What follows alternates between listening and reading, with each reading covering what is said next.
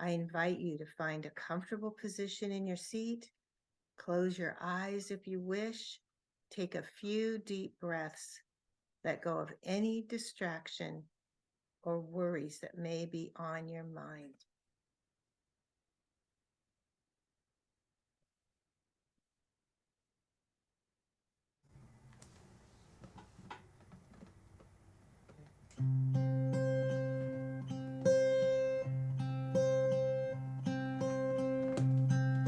I wanna feel your cool, cool shade coming down over me. Won't you take me to a place of tranquility?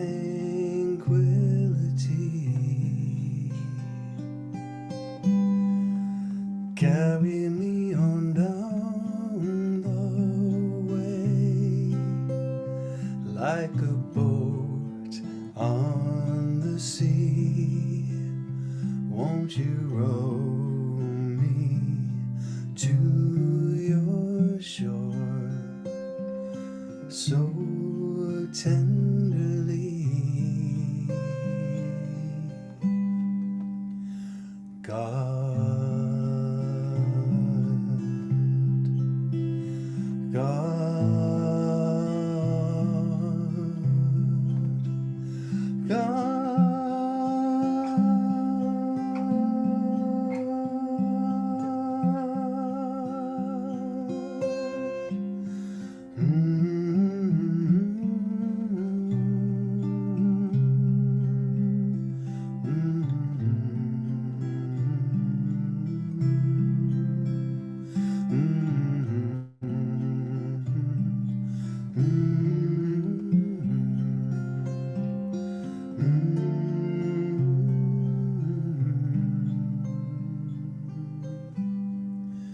Even as I close my eyes,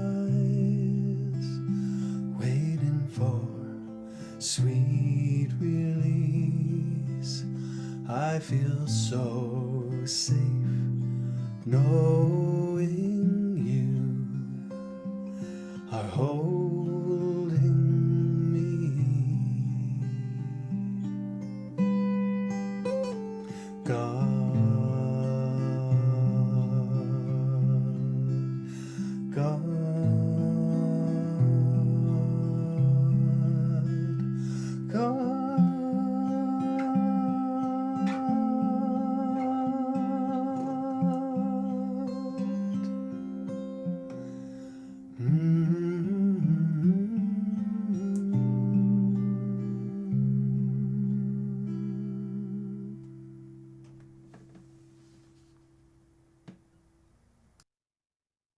Let's take a deep breath now and hold it for just a moment, and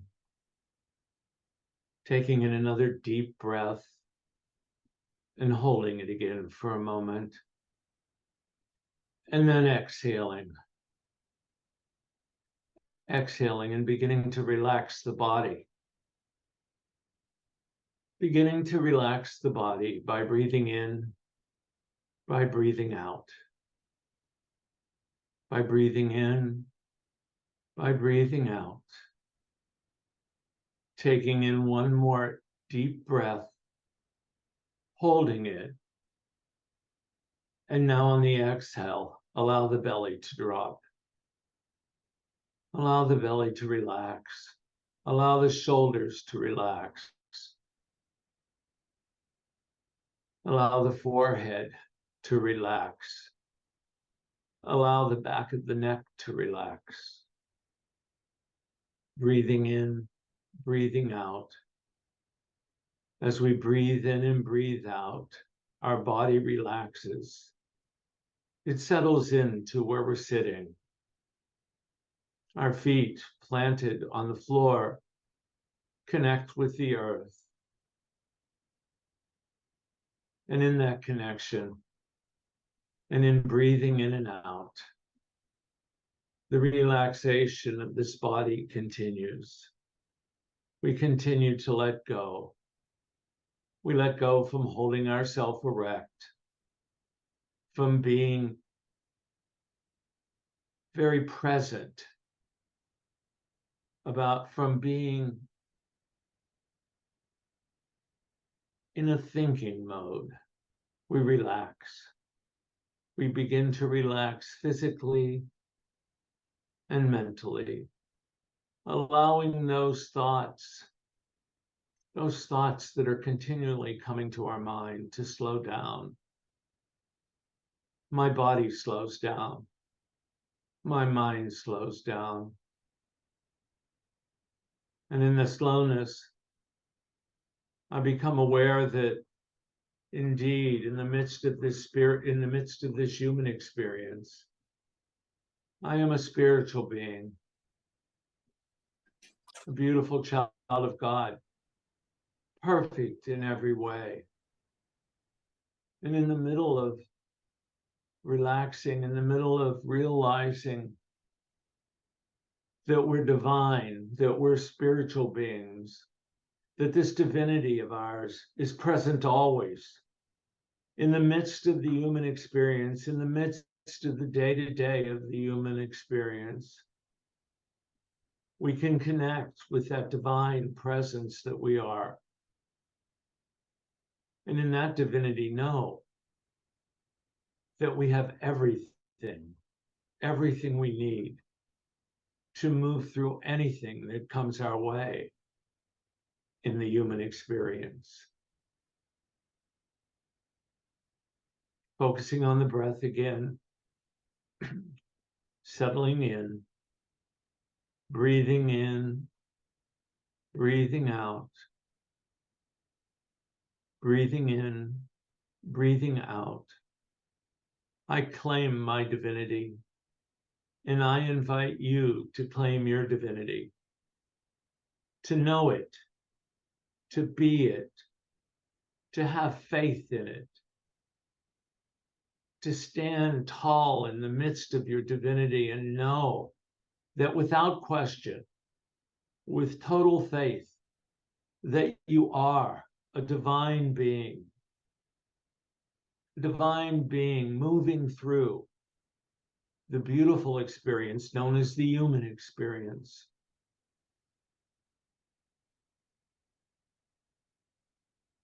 Breathing in, breathing out, allowing the thoughts to slow down even more.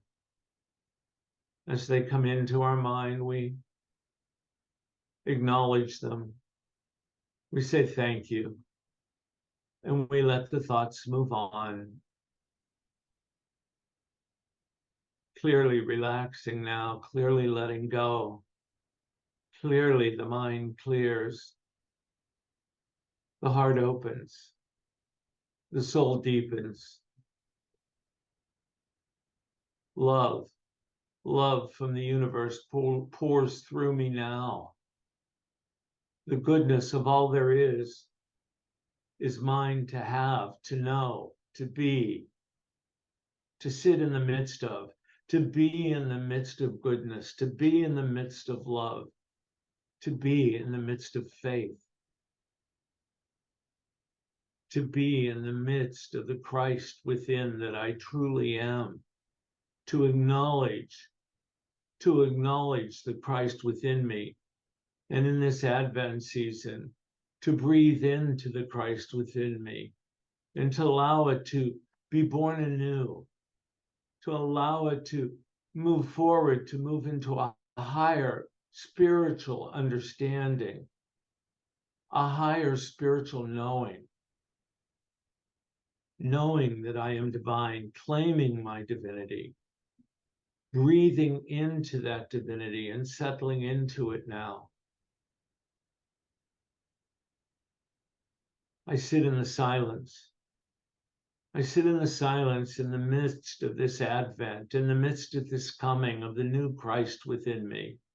The Christ energy flows through me now. And in the silence, I sit in it. I dwell in it. I am the energy of the Christ in the silence. In the silence.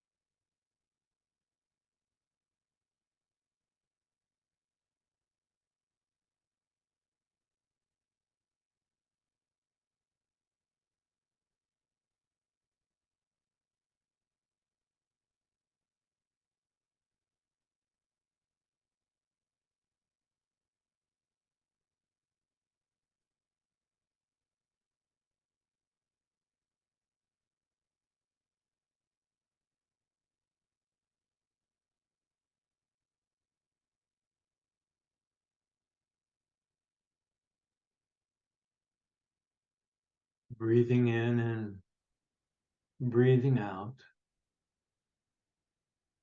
I still sit in the midst of basking in my divinity. I sit here for a brief time longer, basking in my divinity, knowing with faith beyond measure that I am divine. I am divine. I am on a human experience, and my divinity is always present for me.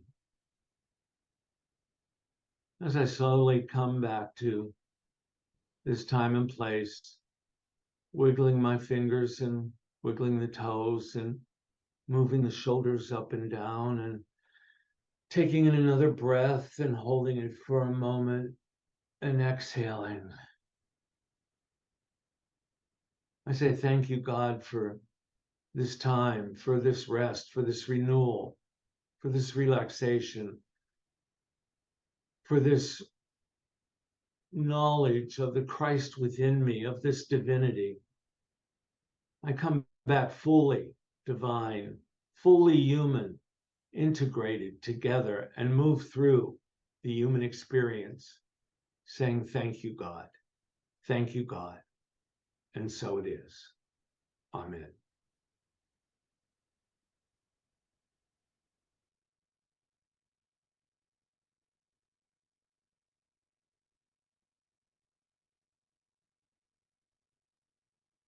And now it's my pleasure to introduce our guest musician for today. Good morning, Glenn. Thank you for being here. Good morning, Reverend Richard. Thank you so much for having me. I am a child of California, so this is a joy to connect with all of you today, virtually as it may be. I feel like I'm there with you. I want to play a song that I hope is complimentary to your talk, Rev.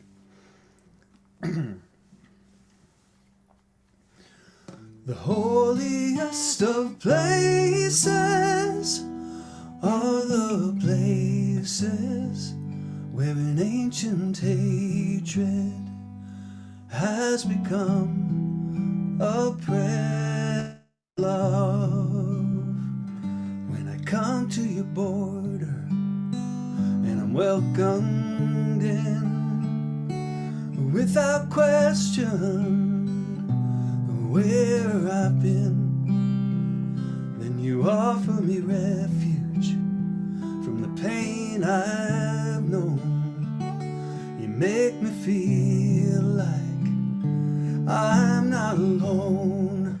The holiest of places are the places where an ancient hatred has become a present love.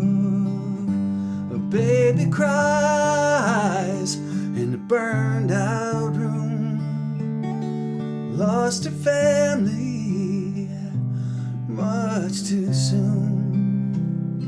A soldier holds her, says, I'm sorry, but I'll take you home. We'll keep you safe, make you our own. The holiest of places are the places where an ancient hatred has become a present love. Flowers spring up where the walls have come down, healing the land that was once a battleground.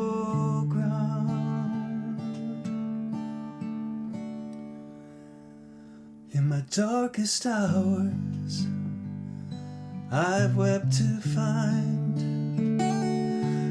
fear and judgment in my own mind, till my heart cries out for sweet release, to forget kill myself.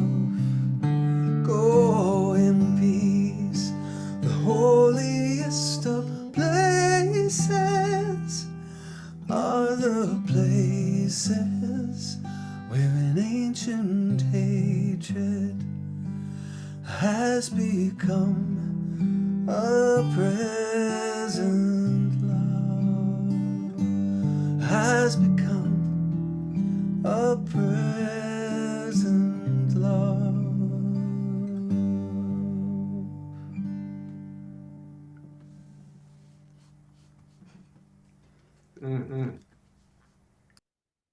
Beautiful, Glenn.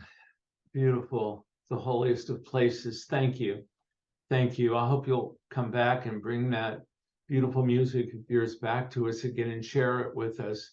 I'm ready for the healing of the battleground. I don't know about you are, but that line in the song stood out to me. It's time for a healing of the battleground. I have faith that it's time for a healing of the battleground, that we can heal it. Let's move into that time and let the battleground begin to heal. Well, good morning, everybody. It's good to be back here with you after being off last week. Reverend Vernell was here, and I watched it. It was a good service. We're going to talk about it again in a minute, but I wanted to just do a couple of housekeeping things as we move into Advent here.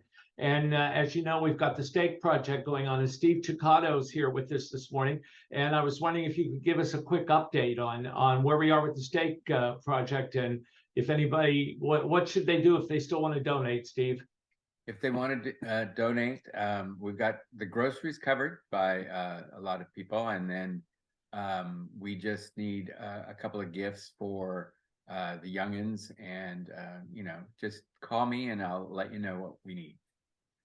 Thank you, Steve. Thank you. And then thank you for continually doing this project for us every year at Christmas. It's always so successful, and it always fills our heart. And it's so good to give, because we just receive so much when we do give. And thank you for being a part of that. And thank you for all you do. And then I hope you all received a little envelope in the mail today this past week from the events team. Thank you, events team. That events team is cranking it lately. I'll tell you, thank you, Joy and Donna and Dottie and Denise Morse, for all that you bring to this ministry. And you should have received an envelope with a holiday card in it and a few other things. So I invite you to hold on to that package, and you'll need it as we move through the Advent season. You'll need the white stone for our white stone service, which is going to be really, really nice this year. Reverend Rachel Hollander is going to be joining me, and she's going to be doing music, and we're going to be doing the white stone ceremony together. And she's just a sweetheart. If you want to know more about her, Google her, Reverend Rachel Hollander. And then you'll have the piece of melting paper for our melting bowl service. Yay, I finally got it turned over to melting bowl instead of burning bowl. It's the first year I think I've said it right. And so we're going to let go and move on to new things. And so be thinking about what you're ready to let go of, and bring that little piece of melting paper with you and a cup of water when we do that service on New Year's Eve. And then speaking of the events team, since I wasn't here last week, I just wanted to say thank you again to the events team for the gratitude circle that was held at Donna Twelbridge's home. It was just filled with gratitude. I'm still filled with gratitude from it. We just had a great time. Gosh, if you saw some of the pictures on Facebook, we had pie plates on our back, and we were writing what we were grateful for about everybody, and it was just fun, and some good food. And Denise Morse's apple cider was excellent. It was really very good. There were several oranges in it, poked with cloves, and they brewed in the apple cider. It was really good. And so next, I wanted to talk just a few seconds about next week. So, going to be a big Sunday. We've got an in-person service, and we're going to be virtual. So we'll be in person at the Davis Senior Center. Doors will open at 9:30. If you're helping in some way with the service, be there by 9 o'clock.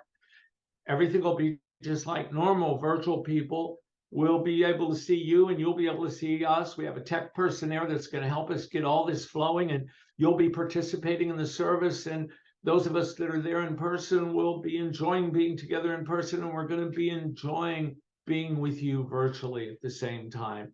So it's going to be a fun Sunday, and looking forward to it. And then the holiday party potluck is afterwards. Please register so we know how many people are planning on being there. And once you register, as Moon said, you'll be getting additional information about the gift exchange that's going to take place there. So I'm looking forward to seeing you all next week, and we'll have a good time. And there we go. I think we've gotten through that. And here it is, the first Sunday of Advent. Is everybody getting ready for the holidays? I'm trying to get us ready for the holidays. As you can see, the tree's up. Someone was here last night and left their hat on the tree, and some presents are wrapped, but the ornaments are there and the lights are trying to get up. And you know, I hoped I would have it decorated by today. I didn't have it done. I hoped I would have it decorated by today, but I have faith that it will be done by the next time we meet here. I do. I have faith that it will be done by the next time we meet here. Hope, faith. Was there a message in that? Let me say it again one more time. I hoped I would have it decorated by today. And it didn't happen. But I have faith that it will be done by the next time we meet. Yeah, as Vernell said last week, there is a difference between hope and faith, isn't there? With faith, you can feel it. With hope, you're not sure. But as this is the sweetest Christmas, and today we bring forth the gift of faith, shall we open that first present this year and see what we've got? More wrapping paper, huh? Well, this is fun. I didn't know how this was going to be, but I like it. Let's see here. Faith. Faith. As we move through this Advent season, let's live the words that we bring into the Advent season with us. And let's start today with faith.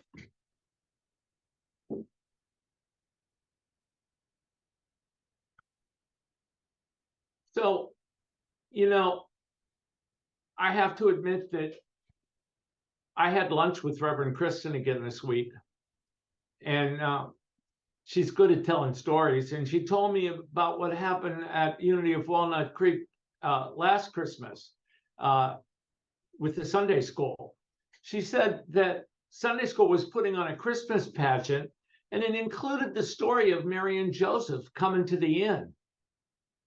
One of her boys that was in the Sunday school wanted so very much to be Joseph, but when the parts were handed out, a boy he didn't like was given that part, and he was assigned to be the innkeeper instead. So his rival, I guess, got the part that he wanted, and the rival got to be Joseph, and he got the part of the innkeeper. And he was pretty upset about this, but he didn't say anything to Reverend Kristen. He never mentioned it. But during all the rehearsals, he thought what he might do the night of the performance to get even with this rival of his who got to be Joseph. So finally, and he's thinking about what he's going to do to get even with this guy. And finally, the night of the performance, we're on stage, and Mary and Joseph come walking across the stage. They knocked on the door of the inn, and the innkeeper opened the door and asked them gruffly what they wanted. And Joseph, who you remember was the rival of this boy, Joseph said, who was the little boy, who was the rival, Joseph said, "We'd like to have a room for the night." And suddenly the innkeeper threw the door open wide and said, "Great, come on in and I'll give you the best room in the house." For a few seconds, poor little Joseph didn't know what to do. Thinking quickly on his feet, he looked inside the door past the innkeeper and then said, "No wife of mine is going to stay in a dump like this. Come on, Mary, let's go to the barn." And just like that, the story was back on track. So that unity of Walnut Creek has always got something going on. and I thought it was a good story. And so was Reverend Vernell's talk last week. And I hope you enjoyed it. I talked to David Fleming earlier this week, and he had written me about it, and he said, "She's so clear." And when I listened to her talk, I thought, well, that was pretty clear, Vernell. And I wanted to bring up just a few things that, that she talked about, just to refresh your memory, because there's, on faith, she said so many wonderful things, and I want to talk about them a little more. I want to talk about faith. I'm not going to focus on hope that much this Sunday, but I want to talk to you about faith. She said, is there a difference? Can you have hope without faith? Can you have faith without hope? What's the difference? And so she told the story about the two sisters, one called Hope and one called Faith. And the one called Hope was wondering why her prayers never got answered, why life never happened the way she wanted it to happen. And really, when she thought about it, her prayers were empty. She didn't believe that her prayers would be answered. And Vernell said, if you're going to pray without believing your prayers will be answered, why pray? If you're going to pray and you pray without believing that those prayers are going to be answered, why pray? Why even bother? Why even waste the time? Why just not let it go on? Even when you can't see the physical outcome, keep praying, keep affirming that all that you need was there. Give thanks and pray. And that's what faith did. That's what the sister Faith was doing. She prayed, affirming, believing that what she was praying about, not that it was going to come or not that it was going to happen, that it was already there, that she could see it. We start with imagination, we create the vision, we see it. And then with faith, we create it. We create it in this human experience. We've got the divine and the human working at the same time. Even though you can't see it, you expect it to be there. Vernell said that hope is an optimistic attitude. But faith is confident. Faith has trust in it. Faith is belief without proof. Belief without proof. Faith. Faith comes from our beliefs. What's at the core of our being? What are our beliefs? What do we believe? Doesn't matter to me what you believe, as long as you know what you believe and you have faith in what you believe. That will get you through it. That will move you through this human experience. So we ask ourselves, what is it that we believe? What is it that we truly believe? And what then do we have faith in? And Vernell said, faith is believing in things when common sense tells you not to. I have faith that I'm going to get out of this mess. I have faith that I'm going to get home from this war alive, and you're looking at the enemy across from you. I have faith. Even though it doesn't make sense, I believe it. I expect it to happen. And she talked about the book of Hebrews in the Old Testament. And it's wonderful. If you've never read the book of Hebrews, if you've never read Hebrews 11, get it out today. I know you all know where your Bibles are, right? I'm sure you're all bringing them to the service as we did a couple months ago, right? But get it out and read Hebrews 11. It's all about faith. It talks about the faith of the Jewish people, because the Old Testament is the story of the Jewish people. And it talks about their faith. It talks about the faith of Abraham. Oh my goodness, the faith of Noah. What? You want me to build an ark? You want me to take 2 of everything in it, and then it's going to rain for you don't know how to tell me how long, but you will tell me how to, and it's faith. All right, I'll do it. I'll do it. The faith of the Jewish people, the faith of Moses. And so it's a story. Faith has been with us from antiquity. Faith is something that we call on. It's a part of our divinity that we've known and we've relied on for centuries and centuries and centuries. And in the midst of that faith for the Hebrew people was the constant anticipation of a Messiah.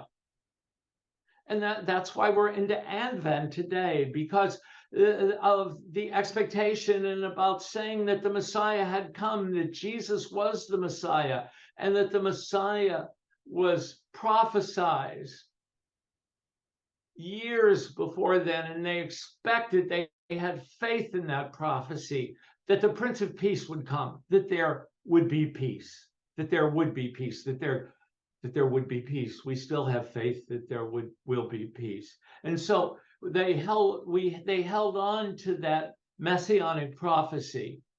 And some believe that Jesus was the Prince of Peace. Some don't. Some believe other things.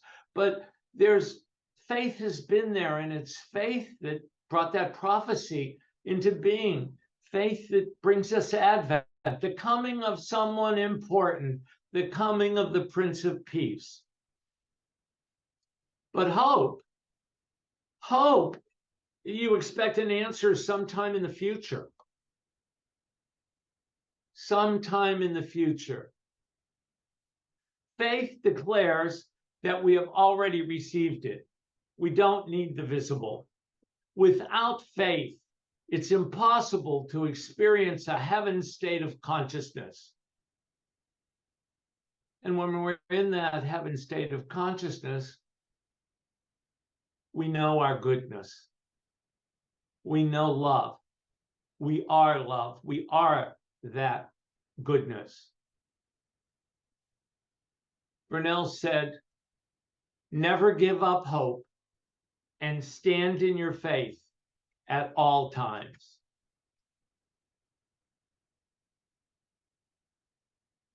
In the Unity 2023 Unity Advent booklet, and we are going to be using that booklet in the noontime meditation, so I invite you to join us. And if you can come today at noon, welcome. It'll be our first one, and it's a lovely booklet this year. And Reverend Teresa Burton, who's the editor of the Daily Word, wrote this in the Advent book. As we evolve spiritually, we understand that the promise of Christmas doesn't involve merely being good or doing good. We discover the deeper meaning of Christmas when we fully realize we are the goodness and grace of God in expression.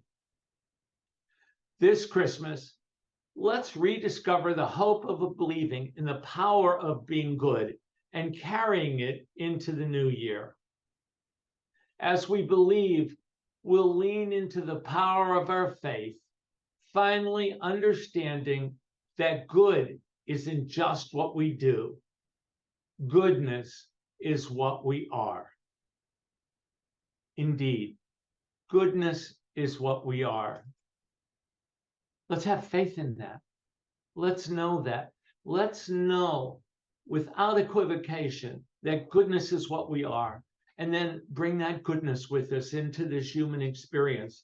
And then share that goodness with the world. Share it.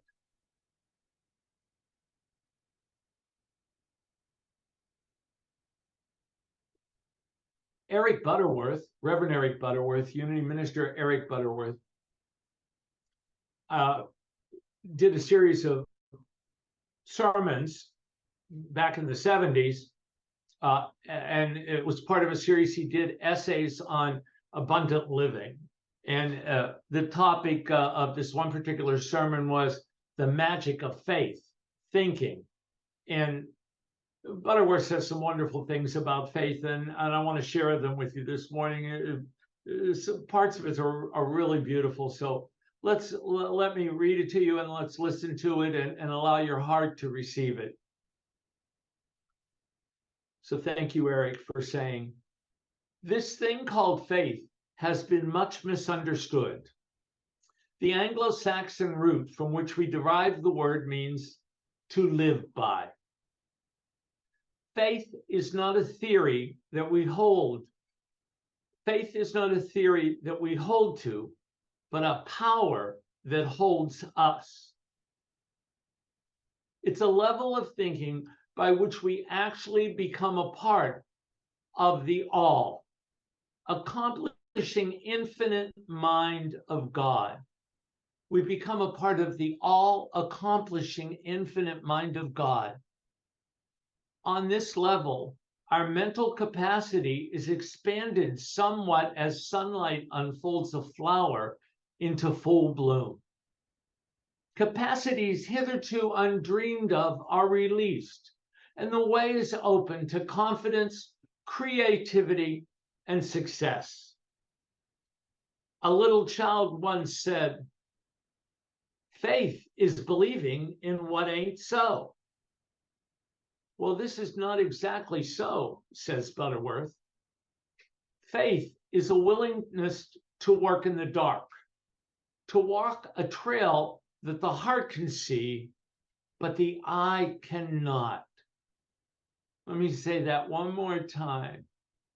Faith is a willingness to work in the dark, to walk a trail that the heart can see, but the eye cannot. It is knowing that there is an ocean because you have seen a brook, that there is a universe because you have seen a star, that there is a Father of all mankind because you have seen a man. Faith gathers up your life, pulls it together, places foundations under it, indicates horizons around it, and points it towards goals that are definite and worthwhile. Faith is an acceptance of the greatness of God. Now, we do not make God great by our faith in God, but we become great by accepting God's cosmic greatness and lifting ourselves to a level of consciousness, of thinking, in which we act from strength instead of weakness, in which we see possibilities instead of problems, in which we see possibilities instead of problems. Why do we focus on the problems? Do we not have enough faith, or do we just not allow ourselves to see possibilities? And we're afraid to have faith in the possibilities. It's easier, isn't it, to have faith in the problems? So much easier. I mean, really, it just doesn't take much strength to have faith in the problems, but to have faith in possibilities, things that we cannot yet see, that's work, that's good work. You do not receive what you want or even what you pray for. You receive what you expect. Charles Fillmore, co-founder of Unity, said, faith is the perceiving power of mind linked with the power to shape substance. The imagination. What do we want? And what brings it forward into manifestation? Faith brings it forward into manifestation. So I'm reminded of, I was trying to find a story on faith that I could share with you. And I'm winding up here. I'm not going to go too much past 11 o'clock. I'm sorry, but I'm going to. I was trying to find a story on faith, and I really didn't come up with anything that I liked. And I was praying about it, and I said, "My God, This ministry is the story on faith. I mean, I immediately popped back to, do you remember, well, when I first came, when when I was going to be my first Sunday and we had shelter in place. We couldn't go to the senior center. We couldn't go to church. And we all said, what are we going to do? Oh my goodness, what are we going to do? There was a problem. There was a problem. We couldn't go out to have church. And so someone said, we'll have church on Zoom. Oh my God, Zoom. No, I don't know about Zoom. What's Zoom? A link? What's a link? That'll never happen. But then the possibilities came up. I mean, we had to do something, right? And so, well, we could get everybody on Zoom. Well, I know how to, I said it, I know how to do Zoom. I've been doing Zoom. And Patricia Wright was like, well, I know Zoom. And then other people knew Zoom. And then John Duffy got on and got on to Zoom. And, you know, we were doing we did this board meeting on Zoom. And then before you know it, Moon was helping Pat Sweet get on Zoom and Marlene, and we were talking on the phone, and there were endless possibilities, and we had faith that we could do it. It wasn't hope. It wasn't maybe. We had faith that we could do it. And here we are today. A beautiful, thriving virtual ministry on Zoom. And everybody knows how to work a link. Well, most everybody knows how to work a link. It's just how to save the links that we have trouble with. But anyway, so Martin Luther said, faith is a living, daring confidence in God's grace, so sure and certain that a man could stake his life on it 1,000 times. And the Reverend Joel Osteen says, I believe if you keep your faith, you keep your trust. You keep the right attitude. If you're grateful, you'll see God open up new doors. So let's all keep our faith. Let's move through this Advent season. Let's see God opening up new doors. Thank you very much. Have faith. Thank you.